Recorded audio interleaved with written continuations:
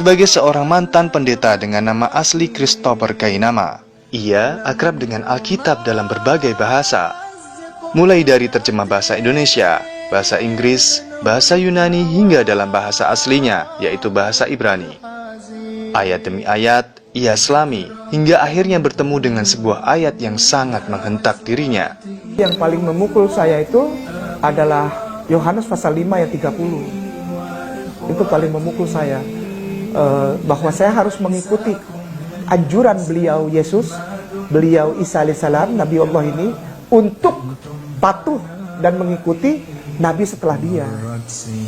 Setelah saya baca ini Yohanes pasal 5 ayat 30, itu saya tadinya saya masih, oh dia memberitakan bahwa akan ada Nabi gitu, tapi saya tidak puff gitu untuk ke situ gitu ya, untuk ikutin, enggak, aku tetap sama dia aja gitu. Tapi setelah baca ini, apa katanya Ustaz? Nah udah, aku tidak dapat berbuat apa-apa. Berarti kalaupun aku ikutin dia, tidak ada cara lain, aku harus ikut yang dia bilang tadi. Ia yang akan datang, dia akan mengajarkan kamu, akan mengembalikan kamu kepada seluruh kebenaran. Yang aku ikuti sebagai Tuhan dan Juru Selamat ini, bahkan dia bilang aku tidak dapat berbuat apa-apa. Apa Ustaz? Aku tidak dapat berbuat apa-apa. Aku tidak dapat berbuat apa-apa dari diriku sendiri. Aku menghakimi sesuai dengan apa yang aku dengar, dan penghakimanku adil. Sebab aku tidak menuruti kehendakku sendiri, melainkan kehendak Dia yang mengutus aku. Dia utusan, mentok Ustaz, mentok saya. Yesus yang aku agungkan, bahkan aku diampuni dosaku, ternyata dia tidak bisa berbuat apa-apa. Bukan saya yang bilang, beliau, dan aku masih cinta sama beliau. Dan semua orang muslim di seluruh jagat raya ini memuliakan Isa kok, cinta sama dia. Sampai dibilang Isa ibnu Maryam, Isa Rasulullah, Isa Nabi Allah, Isa alaihissalam, Isa al-Masihu, dimuliakan habis-habisan. Karena dia fair. Karena dia fair. Dia bilang, aku tidak bisa berbuat apa-apa dari diriku sendiri. Terus kamu apa dari aku? Ikutilah dia yang akan datang setelah aku, yang akan menuntun kamu kepada seluruh kebenaran. Namanya Muhammadin. Dia dapat kitab dan dia tidak dapat membaca. Dan kuncinya, dia akan membawa kamu kepada Qul huwallahu ahad.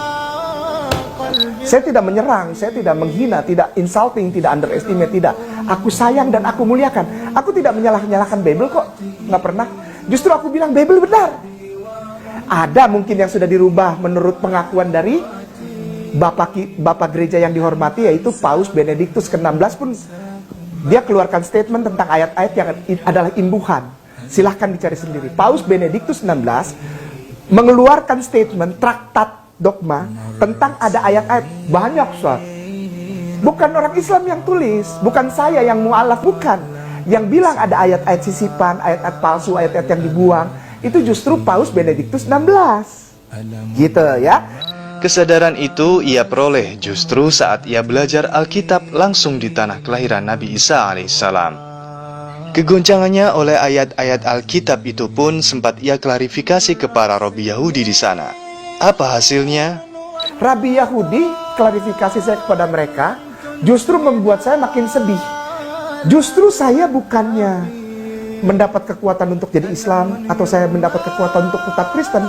Justru saya makin kacau. Karena apa? Orang Yahudi nggak ada yang respect sama Jesus. Jangankan untuk jadi Tuhan, untuk jadi Nabi, untuk jadi anak manusia saja tidak dianggap. Ustadz maaf, boleh diketik Gittin, Gittin spasi 57A. Ini yang saya mohon ini, agar ini jangan dibuka gitu. Tapi kenapa dibuang ke web? Ini pandangan Yahudi tentang Yesus. Itu tuh. Saya dapat jawabannya itu. Bagaimana tentang Yesus? Apa Ustadz bacain lagi? Jadi jangan saya yang baca. Nanti saya dikira bohong.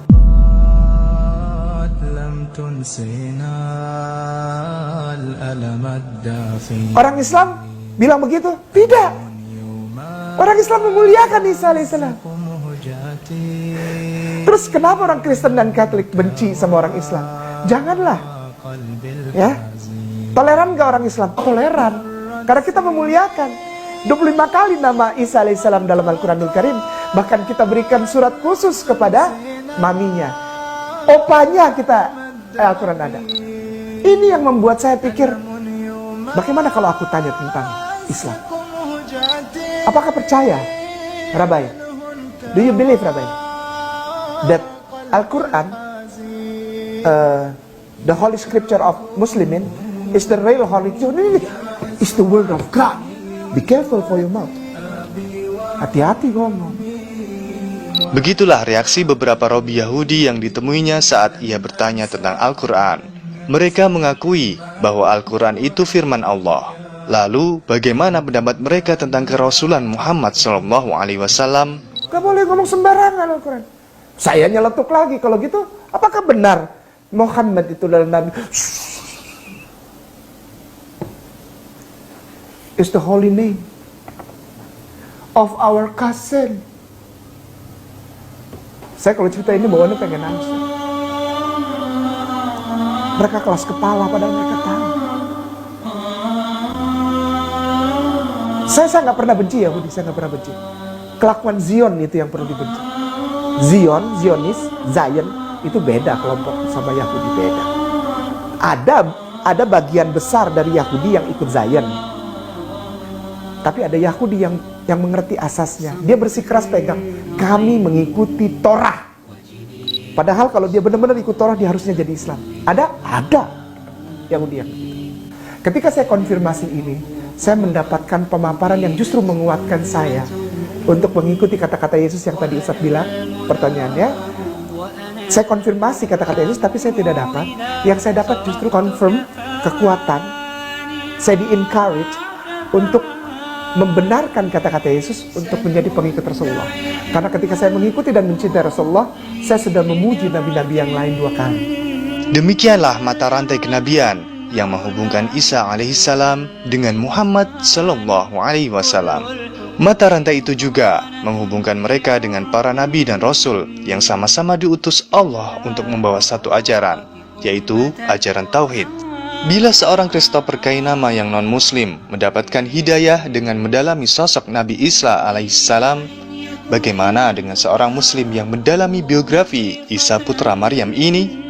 Tentang kedatangan dan kepergiannya yang ajaib, tentang pembelokan fakta yang hingga kini dipercayai oleh banyak orang, juga tentang kedatangannya kembali di dunia untuk menaklukkan Dajjal.